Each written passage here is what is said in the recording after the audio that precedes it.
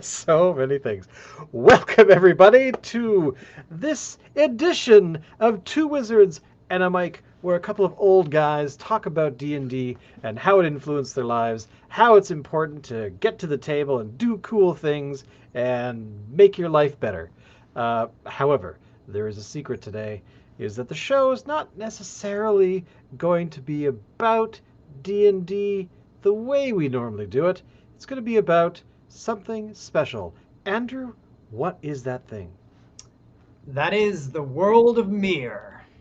Da da da da! Welcome to the Kickstarter preview of the World of Myrr. What's it actually called? Is it the World Book? It's the World Building Book. What is the title of this book? The world of Myrr campaign setting, and this is for any RPG. So for D&D, Pathfinder, Old School Essentials, Dungeon Crawl Classics, any RPG system, you'll be able to use this book, and it's going to be the biggest book we've published. And this is what the cover looks like.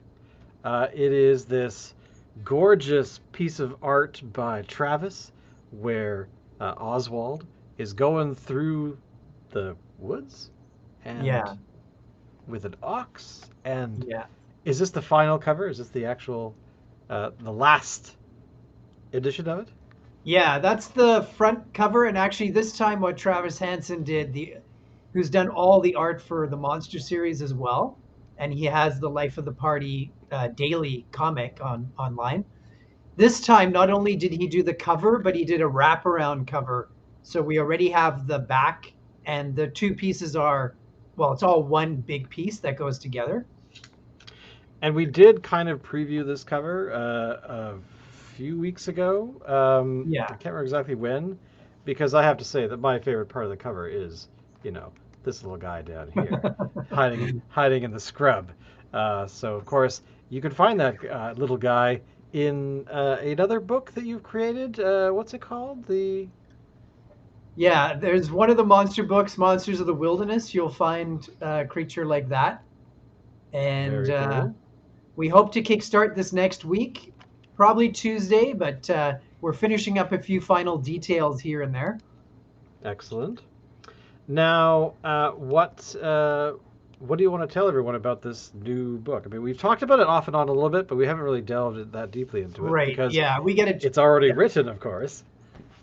Well, most of it is written. So 10 years ago, that's where this started with uh, myself coming back to fifth edition.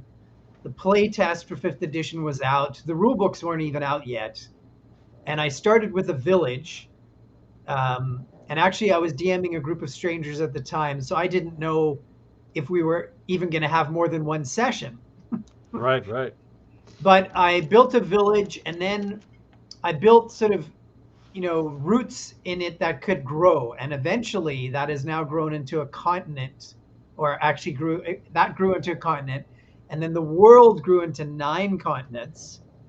And we published some of this, but most of it is not being published. And what we did do before, we're going to revamp as well. So this book is going to have all new art, a much better layout. And not only will it be a professional layout like the Monster series, but this time we have the artist, Travis, doing the layout. So it is a work of art in itself. You know, Oh, even wow.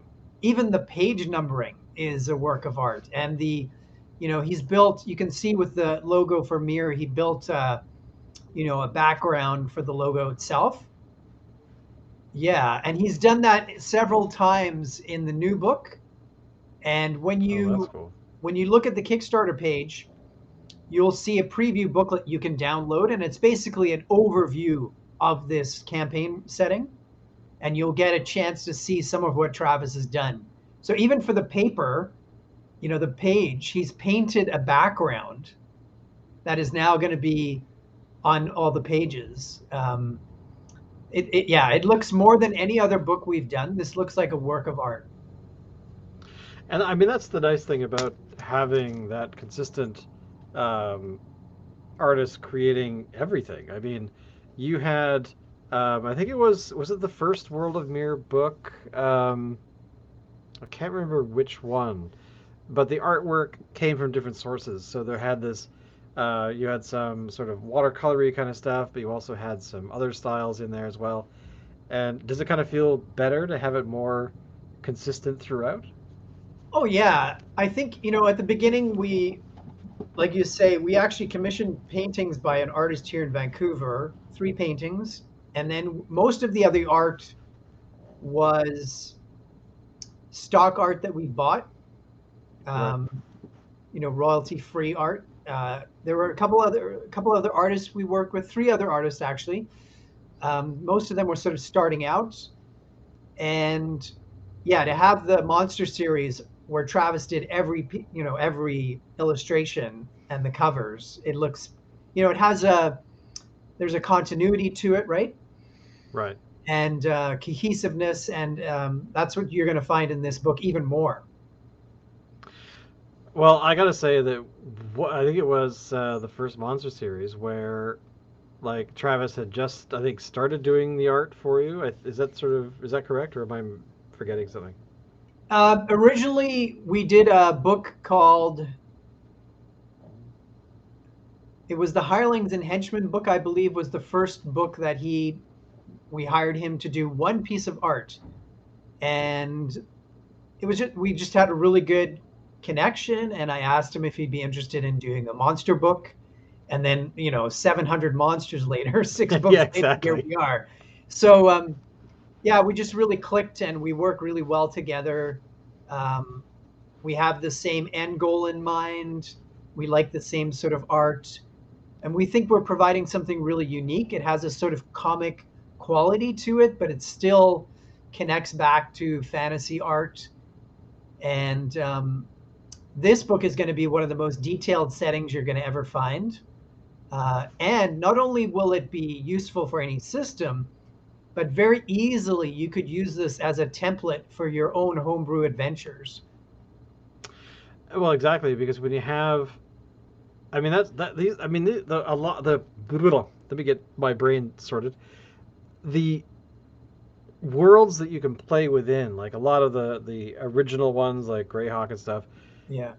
had that sort of variety of different environments, different biomes, uh, which would influence how the stories were sort of crafted.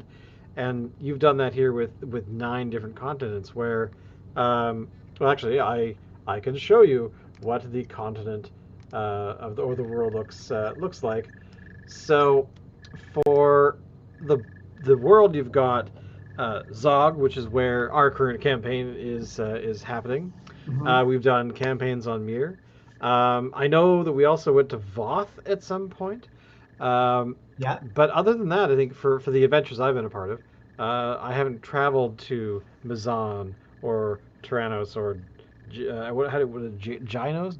Genos, Genos. Yeah. or even Norvald. I mean, there's all kinds of places that are uh, like Genos. Like, is that feels to me like a deserty kind of place versus Yeah. beer.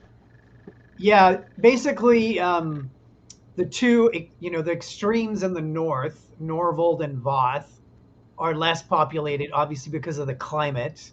Yeah. And the same thing with Genos and Tyrannos. Those are much hotter. One is, entirely covered by a desert. The other is basically a jungle continent. So the more populated places are in the center of the world, the slightly more temperate climate. And you're right. Our group has been going for 8 years. I think we decided. I think it's 8. Is it 8 or 9? About that, yeah. 2014. So it's 9 years. So for 9 years,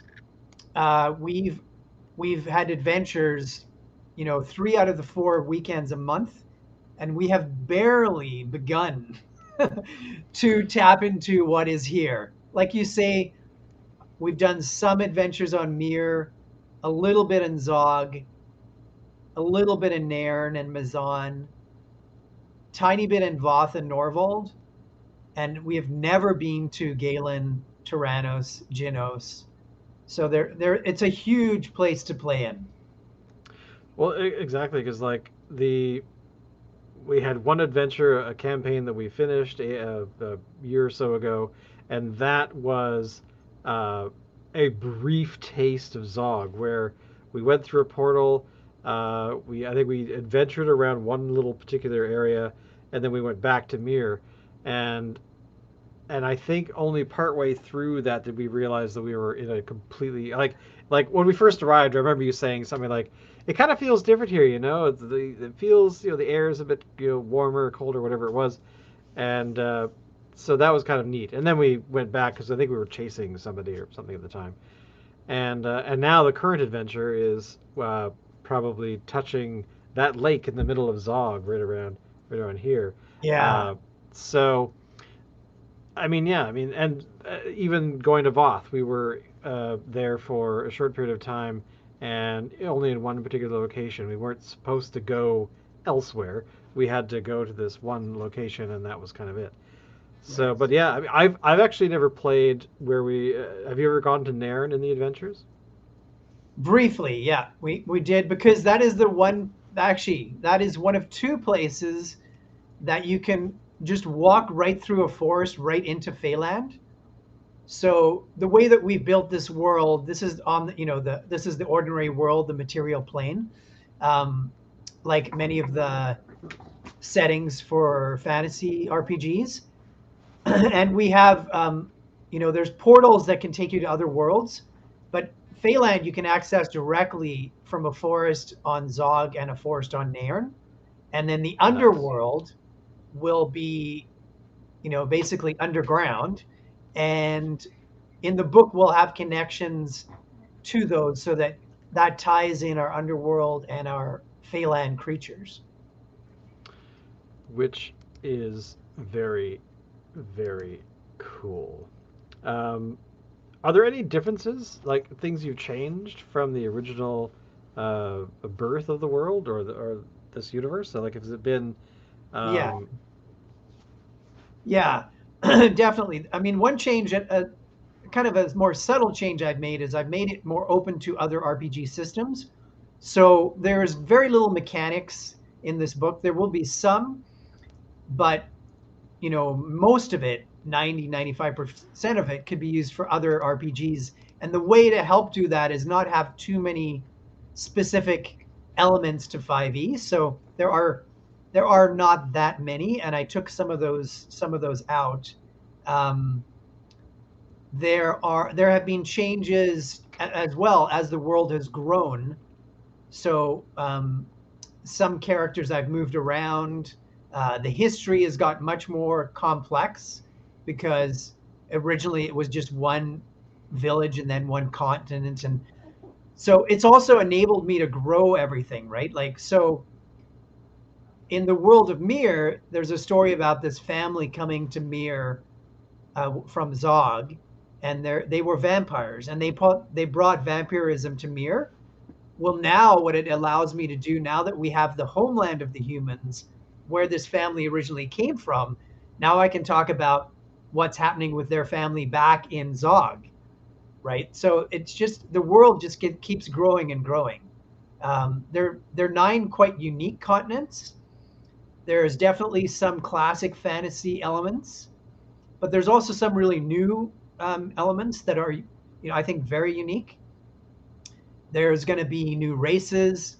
Magic items are going to be in this book. We've done that in a few of our books recently. There will be also some subclasses for player characters as well. Now, the world has grown and changed. Have you and you've made it open to not just 5e to everything else. Yeah.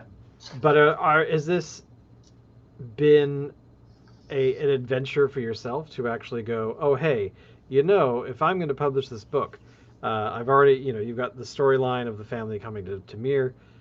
Did that expand upon like what's going on Tyrannos or somewhere else? Like, is there storylines you have in mind that maybe not have made this book but are going to be in adventures later on, which is what I'm trying to get to? Oh, yeah. No, that can keep growing because for basically each settlement that's on in the world. So every village, town, and city, there's going to be a little description and some information. So one city, a bigger city, might have a longer, several paragraphs, and it might mention a number of NPCs or a number of factions. So all of those can be expanded upon. And one thing we'll do later is we'll have, as part of this Kickstarter, we'll have a PDF booklet that gives details of really much more details about more information about factions, for example. That'll be in the book, but in a greater detail, you'll find that in another booklet. And the whole world is like that. We can keep adding. We're going to make a booklet about the history of the world, a really detailed one. There'll be a booklet with every inn and tavern in the world. So yes, you can expand on everything. You'll get a summary, a little template for each settlement, for each geographical area, each faction, the important NPCs, and then all of that could grow. So, how long have you been writing this one book? Like you've had previous editions, you're expanding upon those and making them way better. How long is it? How many hours have you put into just the text, not the art, just the text? Like to me, it sounds like the little bits you've told me over the last say 6 months or so. Yeah.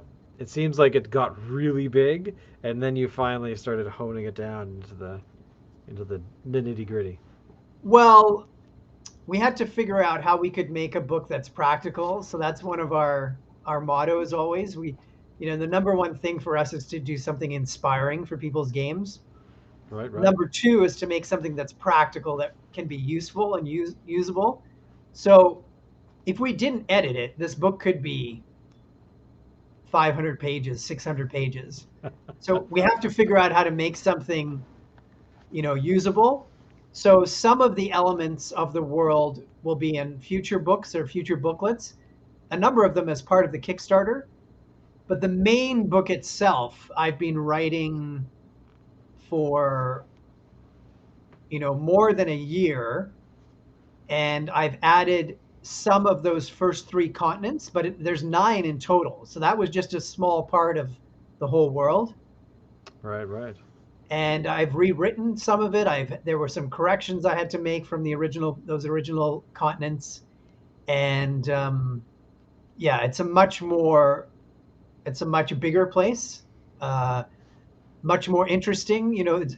The detail, I can't even begin to describe how detailed it's going to be, because you're going to find this village, and it's going to talk about this writer who writes about the fishing on the nearby lake and what kind of fish you can catch there. And there's a story that there's a monster in this lake. And you get to another town, and it's going to mention, oh, by the way, there's a company here that makes this kind of wagon. And there's also, this secret group of weir rats who live down underneath the town hall in a dungeon. And by the way, the local meadery makes a mead that uses honey and blueberries. And you're going to have so much to work with. And like I said, it's been 10 years from the beginning till now. I mean, that's a lot of time. I mean, basically, I'm thinking of like all these. Like I always talk about how I like the little details, like the minor details that can really make an influence, even though they're not obvious. And to me, it sounds like this book has got tons of that in it, and you could kind of see little pieces of that with the monster series, where you could have a particular uh, uh, monster, and then in the sidebar almost you have like, oh, by the way, if you eat this mushroom, your brain grows, intelligence skyrockets. But those little kinds of things, I like that kind of stuff because, as I always say, I like the flavor. The flavor, getting the game to be Right. fun, because like any game, it can be boring. It can, if people are not invested, but Right. the little details kind of, give energy to the players, especially, Yeah. because I mean, being that it's your own world, you already know it's cool. Like you spent a long time working on this, and it's great to see it come to fruition. I mean, I'm excited. When where can somebody get this book? Now I understand there's this thing with like kicking and starting. What Mhm. exactly is that? Yeah, we're hoping on Tuesday it'll be up on Kickstarter. It might be a few days later, but hope Tuesday is our target. And all of our social media, and we'll put links below of how you can, uh, yeah, how you can reach that. It'll be on our main webpage on worldofmir.com. It'll be on X and Instagram and Facebook and Blue Sky and Discord. We have our own Discord server, so we'll be doing live stuff on there. Um, you're going to have you know, there's going to be maps, new maps for our continents and for a lot of the world, which are going to be done by the man Philip Stephen, who started doing our maps, which is just these beautiful, detailed, high resolution maps. So he's done 5 of the continents, and he's doing the last 4 now. Nice. There's going to be a guide for how to homebrew in this world. There's going to be other books that you can get that we've published before will be part of the Kickstarter, like the Monster series. And then we'll have a chance to get more art, more maps, an NPC booklet as well. Uh, Crests, we're looking at doing coat of arms and crests for different Oh, cool. factions. Oh, that's And cool. yeah, and then also with Q Workshop, we're working with them to get a custom made D20 that will be for Myrr. We've had a couple versions in the past. We're going to do something new now because we have a new logo. Let's see. I've got. I have my D20s right here on my Oh desk. yeah, Of course, I can't see them, but actually I got to say what is going to be. Actually, you know what? Don't spoil it. I don't want to know. I the dice. Yeah, I'm a dice guy. yeah, Uh, me too. So we're gonna, yeah, they're gonna. That'll be one of the stretch goals is getting your own D20. So if you order one of the printed books, if that's the reward level you choose, then you'll get a dice if we get that certain if we get that stretch goal. And yeah, there's going to be a lot to it, and there'll be a lot you can see in the preview booklet. There's going to be new art that we'll also put out, and yeah, I think this is going to be the best book yet. Like I can just imagine. I mean, my favorite setting for the game, I would take that book down and just read it for hours and read all the yeah. details. Well, I to me, I have the same relationship with this book. So even somebody who doesn't play role playing games, they're gonna love this book. I seriously, because it's a fantasy book about a world that's totally unique. It's got its own lore. It has some classic elements, but this is something that we've had players. I've had how many players? Maybe hmm, probably between 50 to 100 players over the last 8 years, 9 years actually. Or no, is it even? No, it's 10 years. It's actually 10 years because, as I said, I started that first night with the village. And so it's been 10 years. Players, I'd have to count, but it's somewhere between 50 and 100 players who've played with this with me. And then there's, hundreds of other people who've played the world as well. And you Nice. say, it's my book. Really, it's more than that because all the players who've been a part of campaigns in this book and Travis's art and the other artists who worked on this book, all of those individuals actually inspire me to add new things to the world and add elements to the world. Like, I've asked permission about for former players if I could use parts of their story in the book. So that's in there.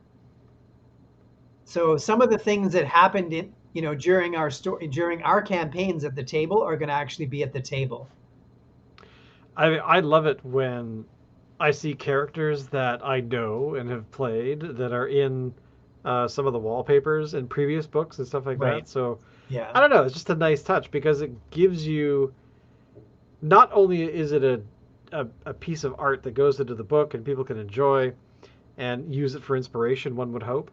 Right. But at the same time, just knowing at the in the back of your mind, like, oh yeah, that's that time. Remember that time we got, yeah, we did that thing, and then or that we somebody decided to, oh, it was cool, and then to see it actually as a wall piece, something I'd put on one of my walls, to be honest. Right. Right. Right. Um, just gives it that extra touch because it your books are not just somebody who's creative sitting down going, I'm going to make a book today. All right. Right. Hey, artist X, I'd like you to do some art. Yeah, okay, cool. I need these 45 pictures. All right, great. Now, checks in the mail. Yeah. There's actually all this stuff going on in the background that is people that have sat at a table, that have played in the world, that have had adventures going back years. And every so often, it's like, that was a really funny thing. That is so cool. We should have that in the book.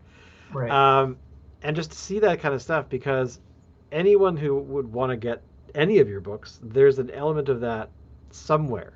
And especially with this one, where you're going to have all of this life behind it that is real people that have actually done stuff with it. And, you could call us play testers or whatever. But no, we're not really. We're just kind of people Mhm. sitting down and being like, hey, cool. And then you in the background being like, yeah, that totally worked. That totally worked. Oh, that not so much. What do I need to Yeah. do to make that better? And but it's organic, and that's kind of what I'm getting at. It's this organic thing with real people, and it's not Yeah. it's not Wizards of the Coast. Did I say that out loud? I Well, and meant there's no AI art and there's no AI writer. These are real people and making this. And yes. yeah, you're right. No, it's really fun. I mean, for me, my favorite part about all of these books is when I give a description to Travis for the art, and then I see what he does, and he always does more than I expect. And there's always something new and inspiring that I get back. So I often go back and change, what I've written after I get the art. Even the cover that he just did, I've added things and decided what city that is on the cover, and so that's actually changed that city already. So I remember only a couple of weeks ago we were playing, and your party has made friends with this familiar, this giant weasel. So he was put into the lore, added to the story a few years ago when I asked Travis to draw a swamp creature. So he drew the swamp creature, but then he added by the foot of this creature in the plants this giant weasel who just poked his head up. And when I saw that, I said, okay, that's going to be a character as well. That's going to be a monster in this book too. And then I came up Nice. with this idea that he is the former familiar of this famous wizard who the world is named after. But now that giant weasel who has his own art, I could actually pick up the book at the table and show you, this is who you've met. So it is pretty wild to see these ideas come to life.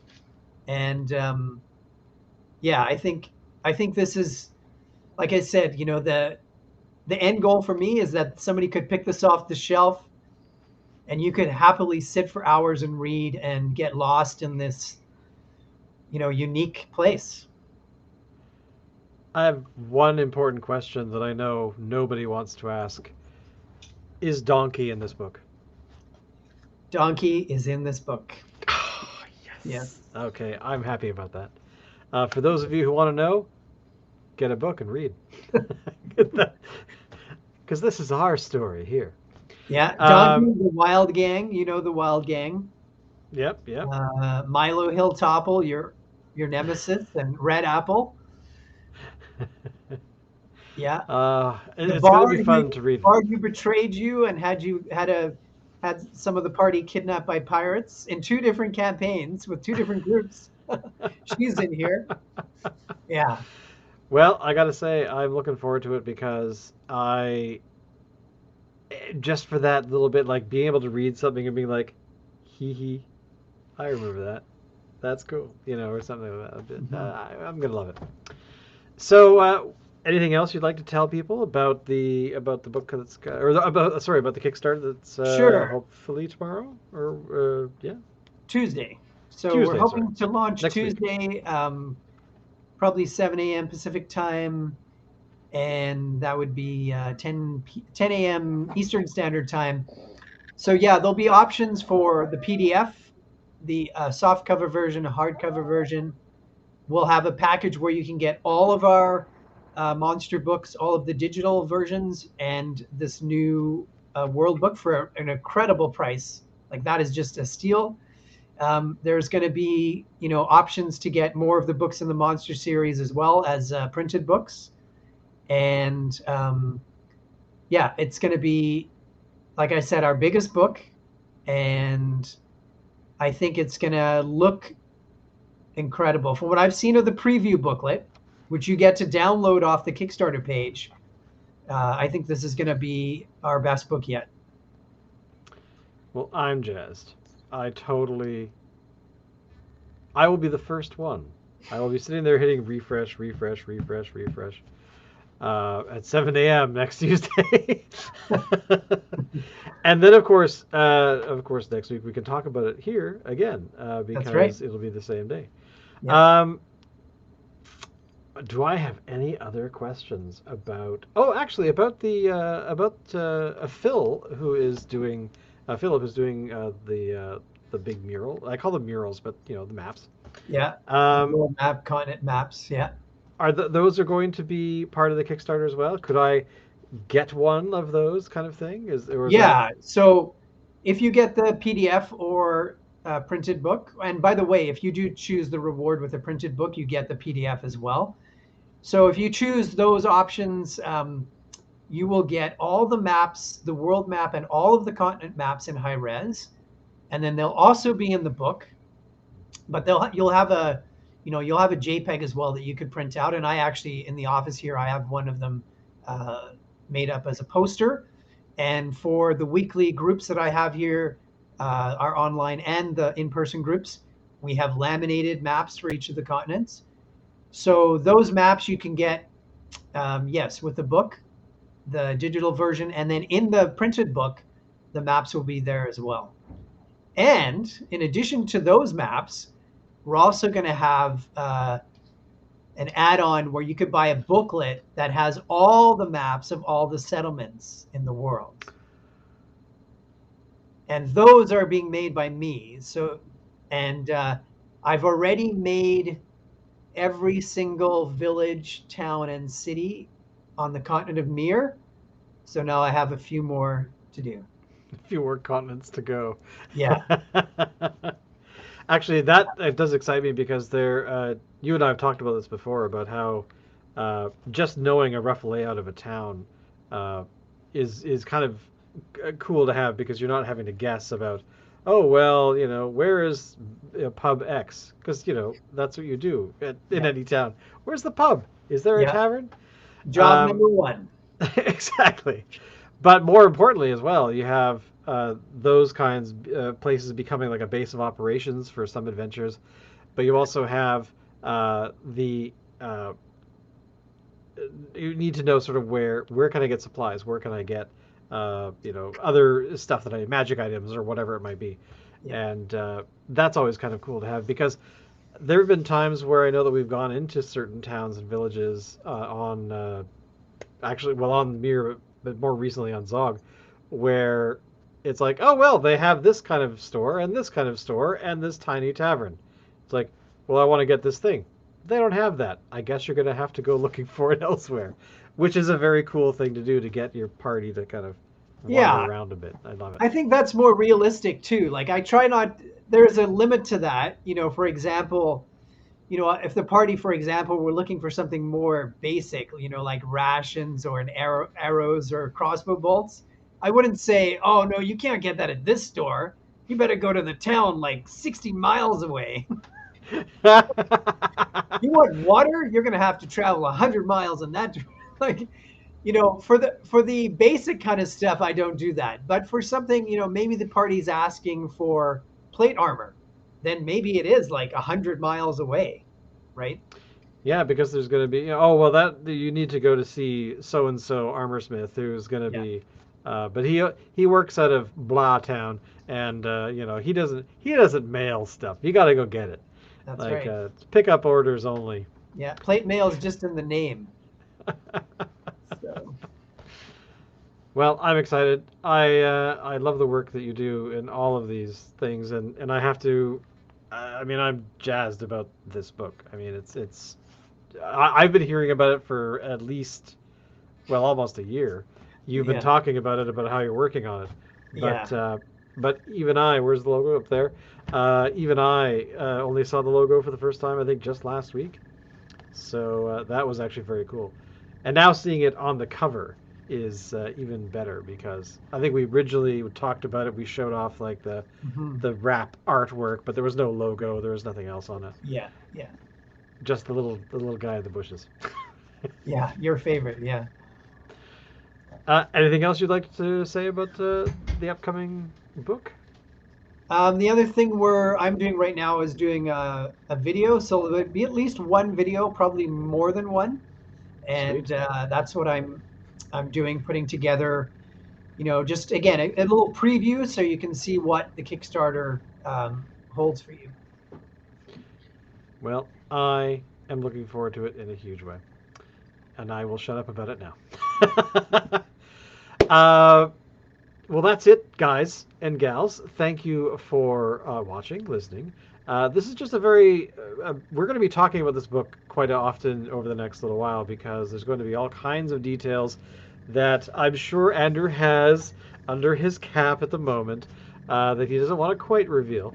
But definitely next week we'll be talking about the Kickstarter because it'll be live at that point, and I will probably get into more detail about all of the different tiers, all of the different things you can get.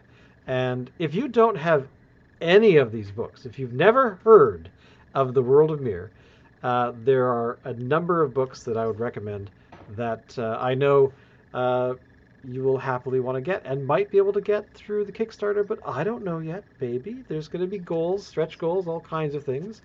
And I encourage you to pick them up because they are incredibly valuable. And one really weird thing that I like is watching artists grow, and that means that I've seen some of the original books. I've seen the beginning of the monster series, the layouts there, and as that has evolved, and now it's just like you've hit the pinnacle of all of those kinds of sort of skills and organizing and layouts and putting teams together and getting all of this stuff done and in a Kickstarter and out the door so that people can enjoy it. So we'll see you all next week. Thank you, everybody, and catch you on the flip side. Later.